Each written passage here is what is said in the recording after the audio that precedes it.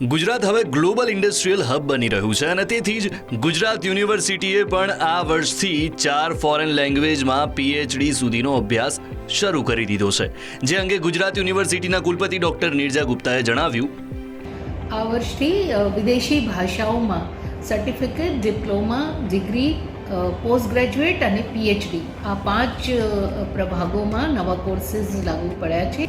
મુખ્ય રૂપથી Chinese, Japanese, German અને ફ્રેન્ચ આ 4 ભાષાઓમાં અમે આ પ્રોગ્રામ્સ અત્યારે ચાલુ કરીએ છીએ. આ અભ્યાસક્રમ ભવિષ્યમાં વિદ્યાર્થીઓને કેવી રીતે ઉપયોગી થશે તે અંગે તેમણે જણાવ્યું કે મલ્ટીનેશનલ કંપનીઝ છે જે બહારથી અહીંયા આવીને પ્રોજેક્ટ્સ કરે છે, જેમ અત્યારે સેમિકન્ડક્ટર છે, ગિફ્ટ સિટી છે કે મેડિકલ ટુરિઝમવાળો એક આખો પ્રભાગ છે, જ્યાં વિદેશોથી એ લોકો આવે છે જે અંગ્રેજી નથી જાણતા, ભારતીય ભાષાઓની તો વાત જ નથી.